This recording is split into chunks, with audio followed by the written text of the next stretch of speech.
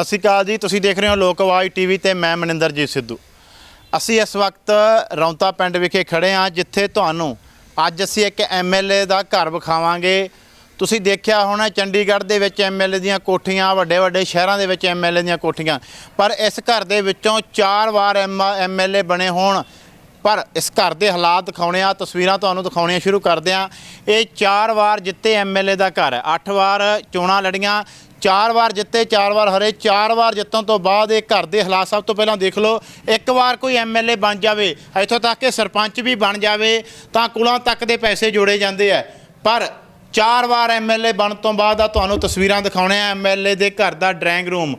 4 वार MLA जितन ते आ तुसीं घर के हालात देखो।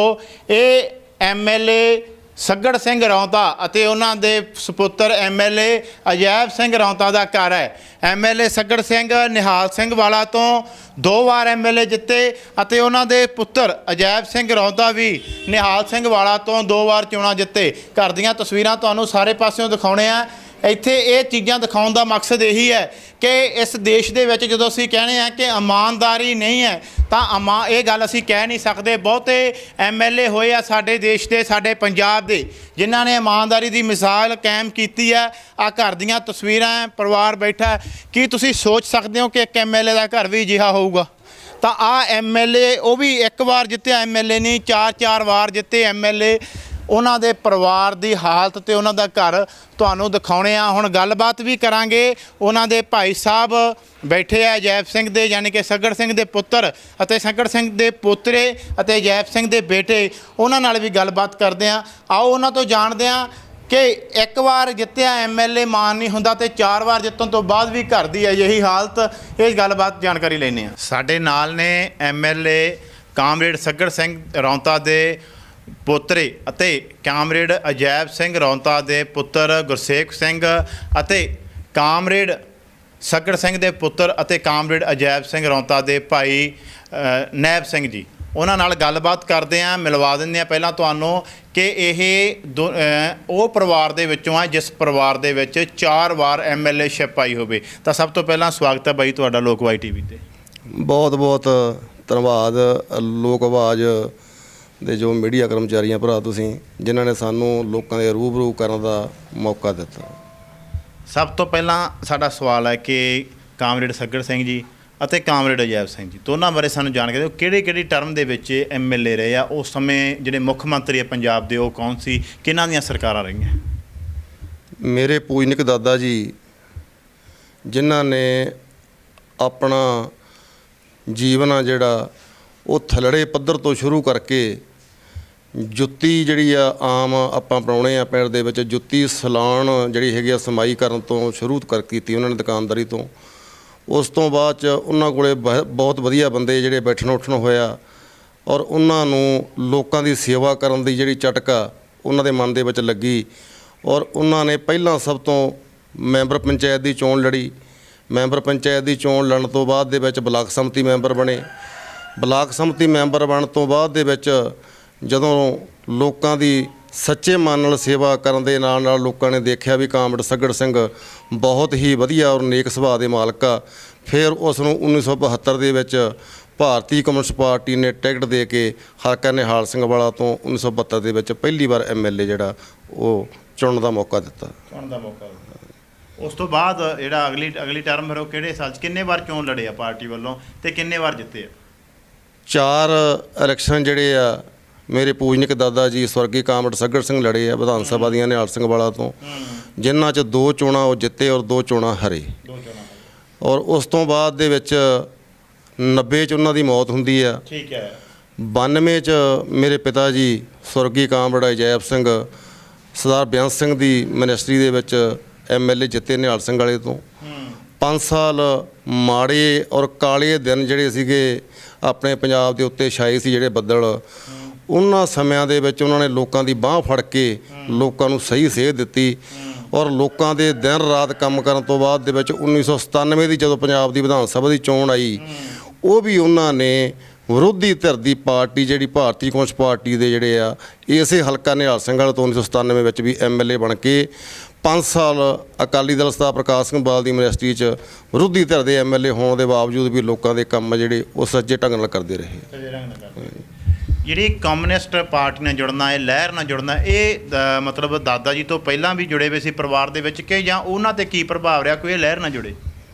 ਮੇਰੇ ਪੂਜਨੀਕ ਦਾਦਾ ਜੀ ਦੇ ਕੋਲ ਸਾਡੇ ਨੇੜ ਦੇ ਜਿੰਨੇ ਵੀ ਕਾਮਰੇਡ ਪੁਰਾਣੇ ਸਮਿਆਂ ਦੇ ਵਿੱਚ ਜਿਹੜੇ ਲੋਕਾਂ ਦੇ ਘੋਲ ਲੜਦੇ ਸੀ, ਕਾਮਰੇਡ ਕਰਨੈਲ ਸਿੰਘ ਬੁਰਜ ਹਮੀਰਾ, ਰੂਪ ਸਿੰਘ ਚੇਅਰਮੈਨ ਬੁਰਜ ਹਮੀਰਾ, ਕਾਮਰੇਡ ਬਾਬੂ ਜਗਤ ਮਧੇ ਜੀ, ਔਰ ਹੋਰ ਵੀ ਕਾਮਰੇਡ ਰੁਲਦੂ ਖਾਨ ਵਰਗੇ, ਮਾਸਟਰ ਬਾਬੂ ਸੋਂ ਐਮਐਲਏ ਫੂਲ ਤੋਂ ਰਹੇ ਆ, ਔਰ ਹੋਰ ਵੀ ਪੰਜਾਬ ਦੇ ਨਾਮਵਰ ਕਮਿਊਨਿਸਟ ਪਾਰਟੀ ਦੇ ਜਿਹੜੇ ਸਿਰਕੱਢ ਆਗੂ ਸੀ, ਉਹ ਮੇਰੇ ਦਾਦਾ ਜੀ ਦੇ ਕੋਲ ਬੈਠਣ ਉੱਠਣਾ ਜਿਹੜਾ ਹੈਗਾ ਉਹਨਾਂ ਦਾ ਹੋਇਆ।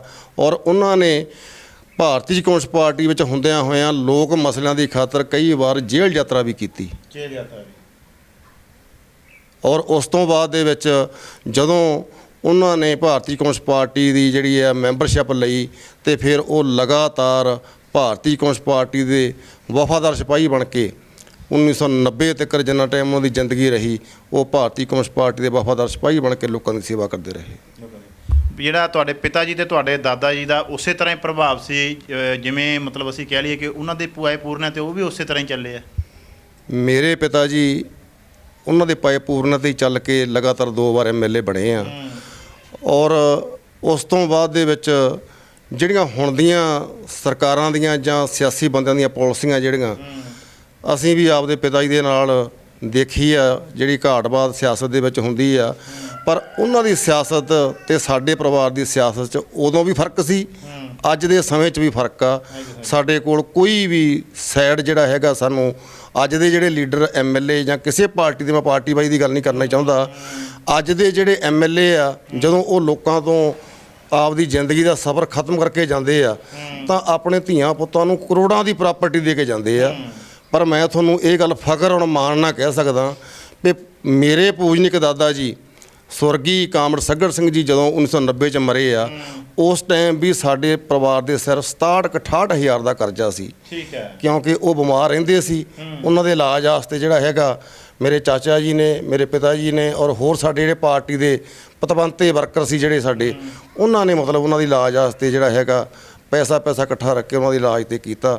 ਔਰ ਹੁਣ ਜਿਹੜਾ ਉਸ ਤੋਂ ਬਾਅਦ ਦੇ ਵਿੱਚ ਮੇਰੇ ਪਿਤਾ ਜੀ ਦੇ ਐਮਐਲਏ ਬਣਨ ਤੋਂ ਬਾਅਦ 'ਚ ਲਗਾਤਾਰ 10 ਸਾਲ ਐਮਐਲਏ ਰਹੇ ਉਹ। ਇੱਕ ਵੀ ਕੋਈ ਬੰਦਾ ਸਾਨੂੰ ਨਹੀਂ ਕਹਿ ਸਕਦਾ ਵੀ ਅਸੀਂ ਮਰਲਾ ਜਾਇਦਾਦ ਦਾ ਬਣਾਇਆ ਹੋਵੇ ਜਾਂ ਕੋਈ ਪੈਟਰੋਲ ਪੰਪ ਲਿਆ ਹੋਵੇ ਜਾਂ ਕੋਈ ਬੱਸ ਦਾ ਪਰਮਿਟ ਲਿਆ ਹੋਵੇ। ਇੱਥੋਂ ਤੱਕ ਵੀ ਸਾਡੇ ਘਰ ਕੋਲ ਅੱਜ ਕੋਈ ਵਹੀਕਲ ਨਹੀਂ ਹੈ। ਇੱਕ ਮੋਟਰਸਾਈਕਲ ਆ ਜਿਹੜਾ ਵੀ ਕਿਸ਼ਤਾਂ 'ਤੇ ਲਿਆ ਹੋਇਆ, ਔਰ ਉਹਦੀਆਂ ਵੀ ਕਿਸ਼ਤਾਂ ਸ਼ਾਇਦ 1-2 ਜਿਹੜੀਆਂ ਉਹ ਰਹਿੰਦੀਆਂ ਹੋਣਗੀਆਂ ਜੀ। ਕਿਸੇ ਦੇ ਘਰੇ ਇੱਕ ਵਾਰ ਸਰਪੰਚ ਹੀ ਆ ਜਾਵੇ, ਉਹਦਾ ਵੀ ਮੁੜ ਕੇ ਦੂਜਿਆਂ ਨਾਲ ਨਹੀਂ ਰਲਦਾ। ਉਹ 4 ਵਾਰ ਘਰੇ ਜਿਹੜਾ ਐਮਐਲਏ ਬਣ ਜਾਣਾ, ਇੱਕ ਘਰ ਦੇ ਵਿੱਚ 4 ਵਾਰ ਐਮਐਲਏ ਦੀ ਕੁਰਸੀ ਆ ਜਾਣੀ, ਉਸ ਤੋਂ ਬਾਅਦ ਵੀ ਅਜਿਹਾ ਕੁਝ। ਇਹ ਕੀ ਕਾਰਨ ਹੈ ਇਸ 'ਤੇ ਵੀ ਇੰਨੀ ਸਾਦਗੀ? ਅੱਜ ਦੇ ਐਮਐਲਏਆਂ ਕੋਲ ਅਜਿਹੀ ਫਿਰ ਕਿਹੜਾ ਮੰਤਰ ਹੈ ਜਿਹੜਾ ਕਿ ਇੱਕ ਵਾਰ ਉਹ ਬਣਦੇ ਆ ਤਾਂ ਫਿਰ ਧੋਣੇ ਧੋ ਕੇ ਤੁਰ ਜਾਂਦੇ ਆ ਕਈ ਕੁਲਾਂ ਦੇ? ਇਹਦੇ 'ਚ ਬਾਈ ਜੀ ਤੁਸੀਂ ਬਹੁਤ ਵਧੀਆ ਸਵਾਲ ਕੀਤਾ। ਮੈਂ ਤੁਹਾਨੂੰ ਇੱਕ ਉਦਾਹਰਨ ਦੇਣੀ ਚਾਹੁੰਦਾ।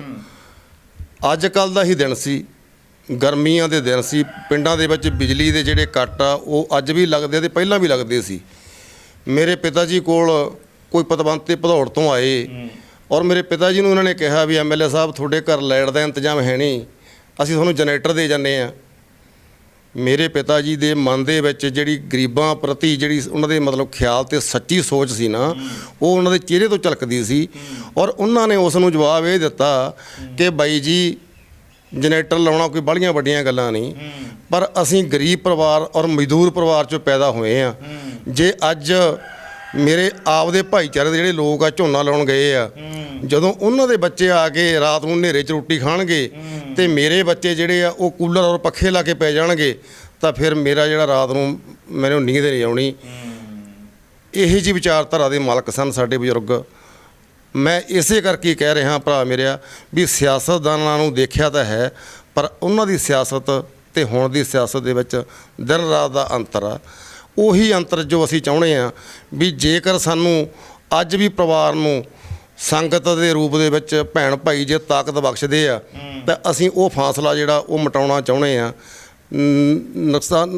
ਨੰਗੇ ਸਿਰ ਸੱਚੇ ਮਨ ਨਾਲ ਅਸੀਂ ਲੋਕਾਂ ਦੀ ਸੇਵਾ ਜਿਹੜੀ ਆ ਉਹ ਪਹਿਲਾਂ ਵੀ ਪਰਿਵਾਰ ਨੇ ਕੀਤੀ ਆ, ਹੁਣ ਵੀ ਅਸੀਂ ਜਿਹੜੇ ਹੈਗੇ ਆ ਲੋਕਾਂ ਦੇ ਨਾਲ ਵਿਚਰਦੇ ਆ। ਮੇਰੇ ਚਾਚਾ ਜੀ ਸਰਪੰਚ ਦੀ ਚੋਣ ਲੜੇ ਆ, ਇਸ ਤੋਂ ਪਹਿਲਾਂ ਮੇਰੇ ਵੱਡੇ ਭਾਈ ਸਾਹਿਬ ਸਰਪੰਚ ਰਹੇ ਆ, ਮੇਰੀ ਮਿਸਜ ਪਿਛਲੀ ਟਰਨ 'ਚ ਸਰਪੰਚ ਰਹੇ ਆ। ਤੁਸੀਂ ਆਮ ਮਤਲਬ ਨਿਗਾਹ ਮਾਰ ਲਓ ਪਿੰਡਾਂ 'ਚ, ਤੁਸੀਂ ਵੀ ਭਰਾ ਸਾਰੇ ਆਉਣ ਜਾਣ ਵਾਲੇ ਆ, ਵੀ ਸਰਪੰਚ ਜਿਹੜਾ ਪਿੰਡ ਦਾ ਬਣ ਜਾਂਦਾ, ਉਹ ਜਦੋਂ ਕਿਸੇ ਨੂੰ ਆਪਦਾ ਸਿਰਨਾਮਾ ਦੱਸਦਾ ਨਾ, ਉਹ ਆਪਦਾ ਨਾਂ ਦੱਸਣ ਦੀ ਜਿਹੜੀ ਆ ਉਹ ਖੇਚਲ ਨਹੀਂ ਕਰਦਾ। ਉਹ ਉਸ ਭੈਣ ਭਾਈ ਨੂੰ ਇਹ ਕਹਿ ਦਿੰਦਾ ਵੀ ਸਰਪੰਚ ਸਾਹਿਬ ਦੀ ਕੋਠੀ ਪੁੱਛ ਕੇ ਆ ਜਿਓ ਤੁਸੀਂ। ਪਰ ਤੁਸੀਂ ਹੁਣ ਪੱਤਰਕਾਰ ਭਰਾ ਜਿਹੜੇ ਪ੍ਰੈਸ ਮੀਡੀਆ ਵਾਲੇ ਆ, ਤੁਸੀਂ ਸਾਡੇ ਪਰਿਵਾਰ ਦੇ ਹਾਲਾਤ ਵੀ ਦੇਖੇ ਆ ਵੀ ਇਹੋ ਜਿਹੇ ਜਿਹੜੇ ਆ ਮਕਾਨ ਅੱਜ ਕੱਲ੍ਹ ਸਕੂਲ 'ਚ ਪੀਣ ਲੱਗੇ ਵੇ, ਜਿਹੜੇ ਉਹਨਾਂ ਦੇ ਘਰ ਵੀ ਏਸੀ ਚੱਲਦੇ ਆ। ਪਰ ਸਾਡੇ ਲਗਾਤਾਰ MLA ਰਹਿਣ ਦੇ ਬਾਵਜੂਦ ਵੀ ਹੋ ਸਕਦਾ ਪੱਖਾ ਆਪਣੀਆਂ ਗੱਲਾਂ ਕਰਦੇ ਕਰਦੇ ਹੀ ਬੰਦ ਹੋ ਜੇ। ਮਨ ਨੂੰ ਸਕੂਨ ਮਿਲਦਾ ਵੀ ਮਤਲਬ ਸਾਡੇ ਪਰਿਵਾਰ ਨੇ ਉਹ ਕੰਮ ਨਹੀਂ ਕੀਤਾ ਜਿਹੜਾ ਅੱਜ ਕੱਲ੍ਹ ਅੱਜ ਰਾਜਨੀਤੀ ਗੰਧਲੀ ਹੋਈ ਵੀ ਆ। ਰਾਜਨੀਤੀ ਦੇ ਵਿੱਚ ਅੱਜ ਜੇ ਲੋਕ MLA ਨੂੰ ਦੇਖ ਲੈਂਦੇ, ਹੋ ਸਕਦਾ ਮੂੰਹ ਤੇ ਉਹਨੂੰ ਕਹਿੰਦੇ ਹੋਣ ਕਿ ਸਤਿ ਸ੍ਰੀ ਅਕਾਲ ਬੁਲਾ ਦੇਣ, ਪਰ ਲੰਘਣ ਤੋਂ ਬਾਅਦ ਲੋਕ ਮਨ ਦੇ ਵਿੱਚ ਬਹੁਤ ਬੜਬੜਾਉਂਦੇ ਆ ਕਿ ਯਾਰ ਕਿੱਥੋਂ ਇਹ ਤੁਸੀਂ ਬੇਸ਼ੱਕ ਚੁਣੇ ਆਪ ਹੀ ਹੁੰਦੇ ਆ, ਪਰ ਲੋਕਾਂ ਨੂੰ ਜਿਸ ਤਰੀਕੇ ਨਾਲ ਤੰਗ ਕਰਦੇ ਆ, ਲੋਕ ਉਹਨਾਂ ਨੂੰ ਇੱਕ ਹਿਸਾਬ ਨਾਲ ਗਾਲਾਂ ਤੱਕ ਵੀ ਕੱਢ ਦਿੰਦੇ ਆ ਪਿੱਛੇ। ਤੁਹਾਡੇ ਪਰਿਵਾਰ ਪ੍ਰਤੀ ਲੋਕਾਂ ਦਾ ਕਿਹੋ ਜਿਹਾ ਰਵੱਈਆ ਰਿਹਾ, ਜਿਵੇਂ ਕੁਰਬਾਨੀ ਹੈ ਜਿਸ ਤਰੀਕੇ ਦੀ? ਬਿਲਕੁਲ ਬਾਈ ਜੀ, ਤੁਸੀਂ ਬਹੁਤ ਹੀ ਵਧੀਆ ਸਵਾਲ ਜਿਹੜਾ ਹੈ ਕੀਤਾ। ਹੁਣ ਦੇ ਜੋ ਸਿਆਸਤਦਾਨ ਆ ਔਰ ਸਾਡੇ ਪਰਿਵਾਰ ਦੇ ਜੋ ਸਿਆਸੀ ਬੰਦੇ ਰਹੇ ਆ, ਉਹ ਜਦ ਵੀ ਕਿਸੇ ਪਿੰਡ ਦੇ ਵਿੱਚ ਉਹਨਾਂ ਨੇ ਜਾਣਾ ਹੁੰਦਾ ਸੀ ਨਾ, ਸਾਡਾ ਨਾਲ ਹੀ ਤਖਤੂਪੁਰਾ ਸਾਹਿਬ ਇਤਿਹਾਸਕ ਇੱਥੇ ਮਾਘੀ ਮੇਲਾ ਲੱਗਦਾ, ਪਿੰਡਾਂ ਦੇ ਵਿੱਚ ਆਮ ਲੋਕ ਜਿਹੜੇ ਹੈਗੇ ਸੱਥਾਂ 'ਚ ਬਹਿ ਕੇ ਇਹ ਗੱਲ ਸੁਣਦੇ ਹੁੰਦੇ ਸੀ ਅਸੀਂ ਵੀ ਯਾਰ ਤਖਤੂਪੁਰਾ ਸਾਹਿਬ ਆਪਾਂ ਜਾਣਾ।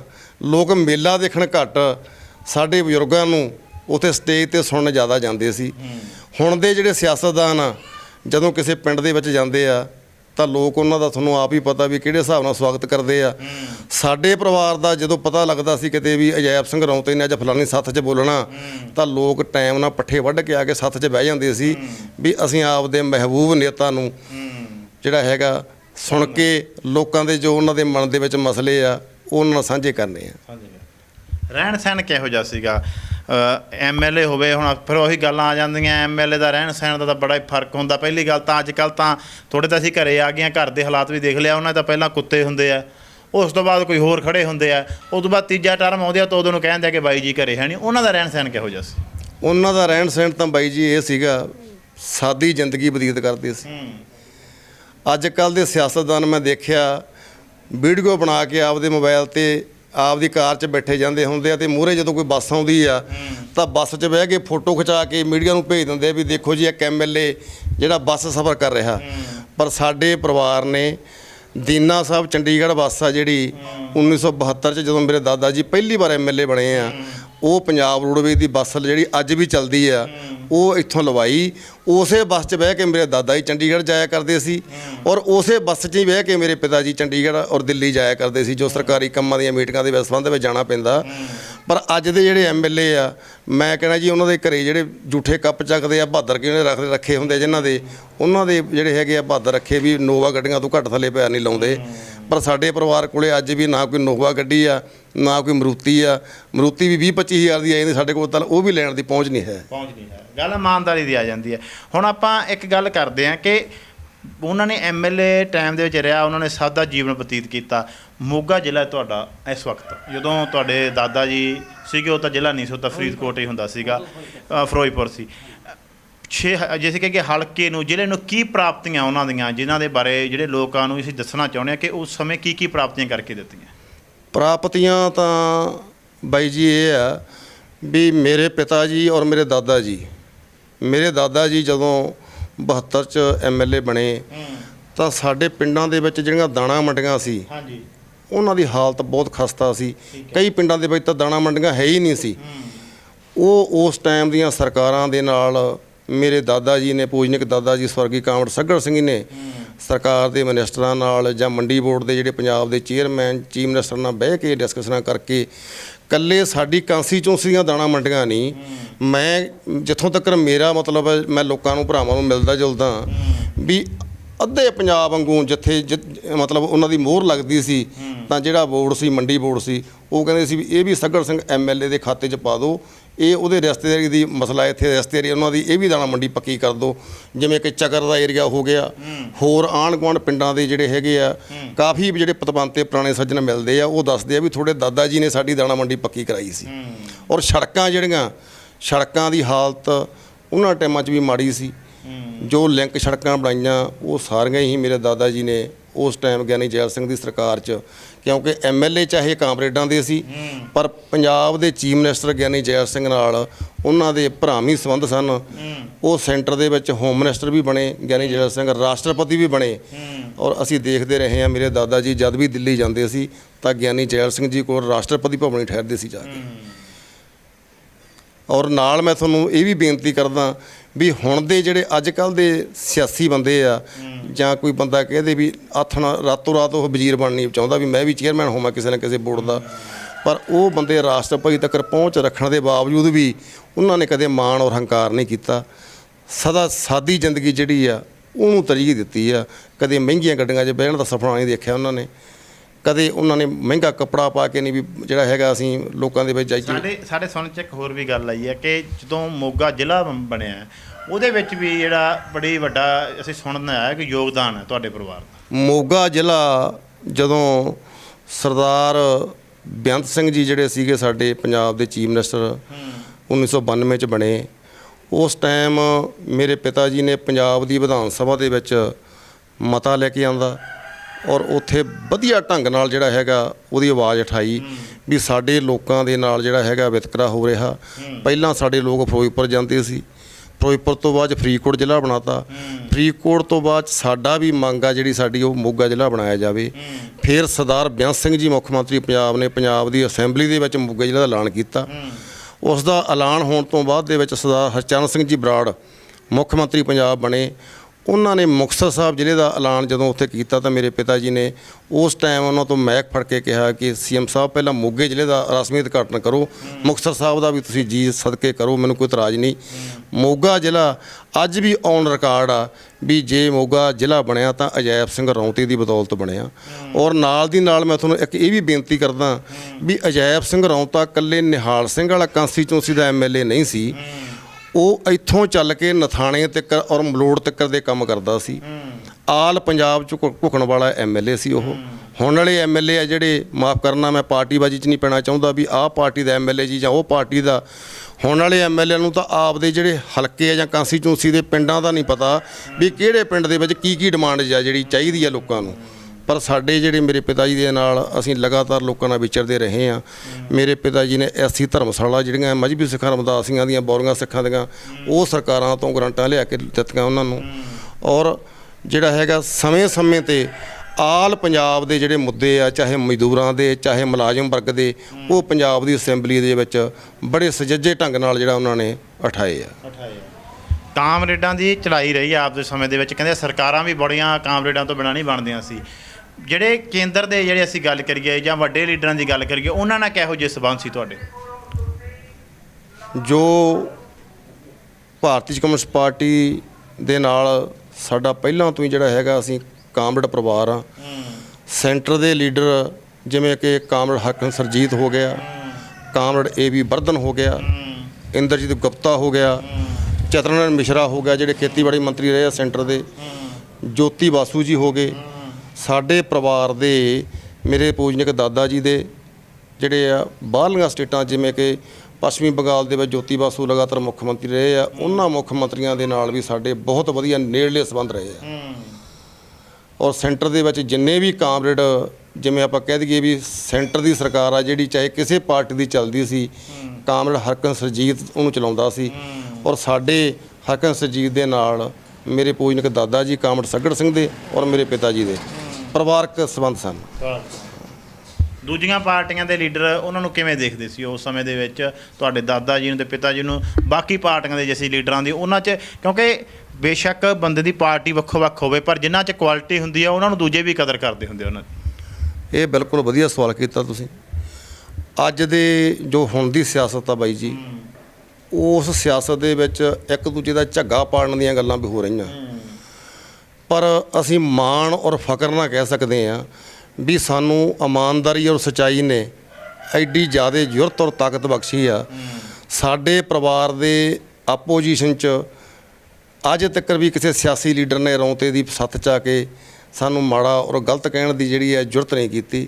ਸਾਡੇ ਪਰਿਵਾਰ ਦੀ ਜਿੰਨੇ ਵੀ ਸਿਆਸੀ ਵਿਰੋਧੀ ਧਿਰਾਂ ਲੀਡਰ ਰਹੇ ਆ, ਸਾਡੇ ਸਾਰਿਆਂ ਨਾਲ ਹੀ ਵਧੀਆ ਸੰਬੰਧ ਰਹੇ ਆ। ਪਰ ਜਿਸ ਤਰ੍ਹਾਂ ਅੱਜ ਦਾ ਸਮਾਂ ਚੱਲ ਰਿਹਾ ਵੀ ਇੱਕ ਦੂਜੇ ਦਾ ਭੰਡੀ ਪ੍ਰਚਾਰ ਹੋ ਰਿਹਾ, ਸਾਡੇ ਪਰਿਵਾਰ ਦੀ ਕੋਈ ਵੀ ਜਿਹੜੀ ਹੈਗੀ ਆ ਅੱਜ ਤੱਕ ਕਿਸੇ ਕੋਲੇ ਵੀਕ ਪੁਆਇੰਟ ਨਹੀਂ ਸੀਗਾ ਵੀ ਸਾਡੇ ਪਰਿਵਾਰ ਨੂੰ ਕੋਈ ਸਟੇਜ ਤੇ ਖੜ ਕੇ ਚੈਲੰਜ ਕਰਦੇ ਵੀ ਇਹਦਾ ਜੀ ਇਸ ਚੀਜ਼ 'ਚੋਂ ਰੁਪਈਏ ਖਾ ਗਏ, ਇਹਨਾਂ ਦਾ ਜੀ ਕੇਬਲ ਮਾਫੀਆ ਦੇ ਨਾਲ ਸੰਬੰਧ ਆ, ਇਹਨਾਂ ਦਾ ਜੀ ਰੇਤ ਮਾਫੀਆ ਨਾਲ ਸੰਬੰਧ ਆ, ਇਹਨਾਂ ਦਾ ਟਰਾਂਸਪੋਰਟ ਨਾਲ ਸੰਬੰਧ ਆ। ਇਸ ਕਰਕੇ ਜਿਹੜਾ ਹੈਗਾ ਹੁਣ ਤੇ ਜਿਹੜੇ ਸਿਆਸਤਦਾਨ ਆ ਉਹ ਵੀ ਸਾਡੇ ਪਰਿਵਾਰ ਦੇ ਨਾਲ ਫਕਰ ਨਾਲ ਜਿਹੜਾ ਸਾਡਾ ਮੇਲ ਮਿਲਾਪ ਕਰਦੇ ਸੀ, ਔਰ ਹੁਣ ਦੇ ਸਿਆਸਤਦਾਨ ਨਾਲ ਵੀ ਸਾਡਾ ਬਹੁਤ ਵਧੀਆ ਮੋਹ ਪਿਆਰ ਰਿਹਾ। ਤੇ ਹੈ ਕਿ ਜੇਕਰ ਜਿਵੇਂ ਅਸੀਂ ਦੇਖਦੇ ਹਾਂ ਕਿ ਬਹੁਤੇ ਹਲਕੇ ਆ ਜਿਨ੍ਹਾਂ ਦੇ ਵਿੱਚ ਐਮਐਲਏ ਜਿੱਤੇ ਜਾਂਦੇ ਪਰ ਸਰਕਾਰ ਦੇ ਵਿੱਚ ਉਹ ਨਹੀਂ ਹੁੰਦੇ ਕਿਉਂਕਿ ਆਪੋਜੀਸ਼ਨ ਦੇ ਵਿੱਚ ਹੁੰਦੇ ਆ, ਤਾਂ ਸਰਕਾਰ ਆਪਣੇ ਉੱਥੇ ਵੀ ਹਲਕਾ ਇੰਚਾਰਜ ਲਾਉਂਦੀ ਆ, ਉਹਨਾਂ ਦੇ ਰਾਹੀਂ ਕੰਮ ਕਰਾਉਂਦੀ ਹੈ। ਉਸ ਸਮੇਂ ਅਜਿਹਾ ਕੁਛ ਸੀਗਾ ਜਿਵੇਂ ਹੁਣ ਗੱਲ ਕਰਦੇ ਆ ਕਿ ਲੋਕ ਲਵਾਏ ਤਾਂ ਹੀ ਲਵਾ ਸਕਦੇ ਜੇ ਉਸ ਸਮੇਂ ਦੀਆਂ ਸਰਕਾਰਾਂ ਇਸ ਤਰ੍ਹਾਂ ਦੀ ਗੰਦੀ ਰਾਜਨੀਤੀ ਨਹੀਂ ਕਰਦੀਆਂ ਸੀ। ਬਿਲਕੁਲ ਸਹੀ ਗੱਲ ਆਈ ਤੁਹਾਡੀ। ਉਸ ਟਾਈਮ ਇਹ ਜਿਹੜੇ ਹਲਕਾ ਇੰਚਾਰਜ ਦੀ ਪਰੰਪਰਾ ਹੁਣ ਚੱਲੀ ਆ, ਉਸ ਟਾਈਮ ਜਿਹੜਾ ਚੁਣਿਆ ਹੋਇਆ ਨੁਮਾਇੰਦਾ ਸੀ, ਚਾਹੇ ਉਹ ਐਮਐਲਏ ਚਾਹੇ ਉਹ ਮੈਂਬਰ ਪਾਰਲੀਮੈਂਟ ਆ, ਉਹੀ ਲੋਕਾਂ ਦੇ ਜਿਹੜੇ ਮਸਲੇ ਆ ਜਾਂ ਲੋਕਾਂ ਦੇ ਜੋ ਡਿਵੈਲਪਮੈਂਟ ਦੇ ਕੰਮ ਆ ਉਹ ਉਸ ਟਾਈਮ ਚੁਣਿਆ ਹੋਇਆ ਨੁਮਾਇੰਦਾ ਹੀ ਦੇਖਦਾ ਸੀ। ਜਿਹੜੇ ਹੁਣ ਵਾਲੇ ਹਾਲਾਤ ਬਣੇ ਆ ਉਹ ਹਾਲਾਤ ਉਸ ਟਾਈਮ ਹੈ ਨਹੀਂ ਸੀ। ਔਰ ਦੂਸਰੇ ਨੰਬਰ 'ਤੇ ਜਿਹੜਾ ਸਾਡਾ ਹਲਕਾ ਨਿਹਾਲ ਸਿੰਘ ਵਾਲਾ ਗਾ, ਇਹ ਰਿਜ਼ਰਵ ਹਲਕਾ ਸਾਡਾ।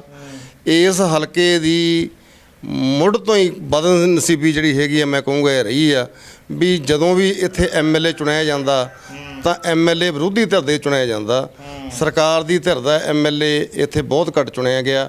ਇੱਕ ਵਾਰ ਐਤਕੀ ਅਸੀਂ ਦੇਖਿਆ ਵੀ ਸਰਦਾਰ ਪ੍ਰਕਾਸ਼ ਸਿੰਘ ਬਾਦਲ ਦੀ ਸਰਕਾਰ ਸੀ, ਉਹ ਸਰਕਾਰ ਦੇ ਵਿੱਚ ਬੀਬੀ ਰਾਜਵਿੰਦਰ ਕੌਰ ਭਾਗੀ ਕੇ ਜਿਹੜੀ ਜੋਰਾ ਸਿੰਘ ਭਾਗੀ ਕੇ ਦੀ ਨੂੰਹ ਆ, ਉਹਨਾਂ ਨੂੰ ਐਮਐਲਏ ਜਿਹੜਾ 5 ਸਾਲ ਲੋਕਾਂ ਨੇ ਸਰਕਾਰ ਦੇ ਵਿੱਚ ਚੁਣਿਆ।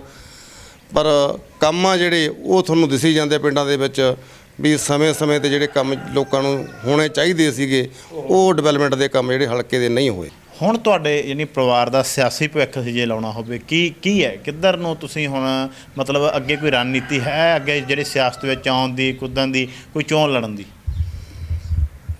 ਸਿਆਸਤ ਦੇ ਵਿੱਚ ਤਾਂ ਬਾਈ ਜੀ ਹੁਣ ਸਾਡੀਆਂ 3 ਪੀੜ੍ਹੀਆਂ ਜਿਹੜੀਆਂ ਉਹ ਲਗਾਤਾਰ ਸਿਆਸਤ ਔਰ ਲੋਕ ਸੇਵਾ ਨੂੰ ਸਮਰਪਿਤ ਰਹੀਆਂ।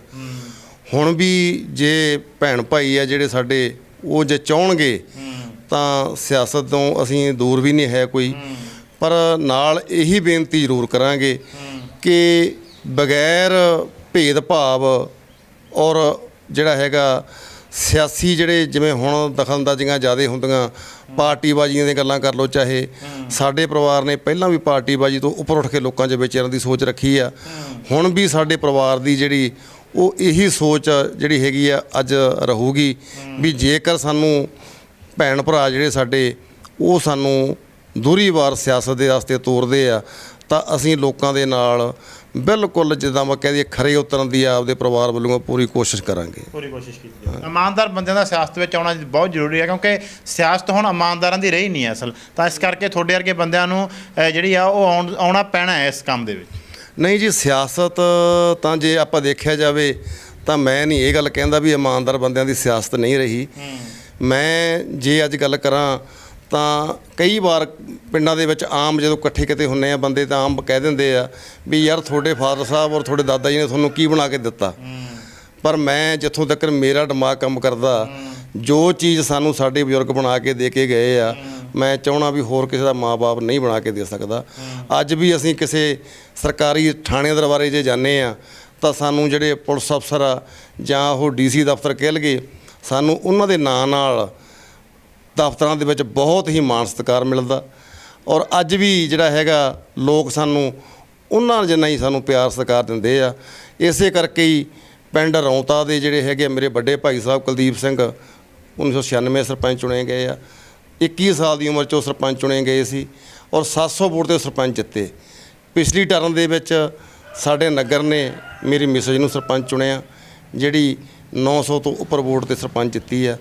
ਔਰ ਲੋਕ ਜਿਹੜੇ ਆ ਅੱਜ ਵੀ ਜਿਹੜੇ ਹੈਗੇ ਸਾਡੇ ਪਰਿਵਾਰ ਦੇ ਨਾਲ ਉਸੇ ਤਰ੍ਹਾਂ ਹੀ ਜਿਹੜਾ ਹੈਗਾ ਪਿਆਰ ਉਹਨਾਂ ਦਾ ਕਾਇਮ ਆ। ਔਰ ਪਿਆਰ ਜਿਹੜਾ ਹੈਗਾ ਕਾਇਮ ਨੂੰ ਦੇਖਦੇ ਹੋਏ ਅਸੀਂ ਇਹੀ ਜਿਹੜੀ ਹੈਗੀ ਆ ਤੁਹਾਡੇ ਮੀਡੀਆ ਰਾਹੀਂ, ਚੈਨਲ ਰਾਹੀਂ ਭੈਣਾਂ ਭਰਾਵਾਂ ਨੂੰ ਬੇਨਤੀ ਕਰਾਂਗੇ ਕਿ ਜੇਕਰ ਅੱਜ ਵੀ ਸਾਡੀ ਉਂਗਲ ਭੈਣ ਭਾਈ ਰਲ ਮਿਲ ਕੇ ਫੜਦੇ ਆ ਤਾਂ ਅਸੀਂ ਸਿਆਸਤ ਦੇ ਵਿੱਚ ਉਤਰਨ ਨੂੰ ਬਿਲਕੁਲ ਤਿਆਰ ਹਾਂ। ਬਿਲਕੁਲ ਤਾਂ ਇਹਨਾਂ ਕਿਹਾ ਕਿ ਜਿਹੜੀ ਗੱਲਬਾਤ ਕੀਤੀ 4 ਵਾਰ ਐਮਐਲਏ ਛਪਾਈ ਹੋਵੇ ਪਰਿਵਾਰ ਦੇ ਵਿੱਚ, ਪਰਿਵਾਰ ਦੀ ਇਮਾਨਦਾਰੀ ਇਹਨਾਂ ਦੇ ਘਰ ਤੋਂ ਹੀ ਪਤਾ ਲੱਗਦੀ ਹੈ, ਕਿਉਂਕਿ ਅਸੀਂ ਪਹਿਲਾਂ ਵੀ ਕਹਿ ਚੁੱਕੇ ਹਾਂ, ਇੱਕ ਵਾਰ ਦਾ ਜਿੱਤਿਆ ਨਹੀਂ ਮਾਣ ਹੁੰਦਾ। 4 ਵਾਰ ਆਉਣ ਤੋਂ ਬਾਅਦ ਵੀ ਪਰਿਵਾਰ ਦੀ ਅਜਿਹੀ ਹਾਲਤ, ਪਰਿਵਾਰ ਦੇ ਵਿੱਚ ਸਾਦਾਪਣ, ਪਰਿਵਾਰ ਦੇ ਵਿੱਚ ਉਹੀ ਗਰੀਬੀ, ਪਰਿਵਾਰ ਦੇ ਵਿੱਚ ਉਹੀ ਜ਼ਮੀਨੀ ਪੱਧਰ ਨਾਲ ਜੁੜੀਆਂ ਹੋਈਆਂ ਗੱਲਾਂ, ਤਾਂ ਇਹ ਕਿਤੇ ਨਾ ਕਿਤੇ ਉਹਨਾਂ ਲੋਕਾਂ ਨੂੰ ਜ਼ਰੂਰ ਇਹਨਾਂ ਤੋਂ ਸਿੱਖਿਆ ਲੈਣੀ ਚਾਹੀਦੀ ਜਿਹੜੇ ਅੱਜ ਸਿਆਸਤ ਦੇ ਵਿੱਚ ਹੈ, ਸੱਤਾ ਦੇ ਵਿੱਚ ਹੈ, ਕਿ ਕਿਸ ਤਰੀਕੇ ਦੇ ਨਾਲ ਸੱਤਾ ਦੇ ਵਿੱਚ ਰਹਿ ਕੇ ਕਿਸ ਤਰੀਕੇ ਦੇ ਨਾਲ ਵਜ਼ੀਰੀਆਂ ਹਾਸਲ ਕਰਕੇ ਲੋਕਾਂ ਦੀ ਸੇਵਾ ਕਰਨੀ ਹੁੰਦੀ ਹੈ।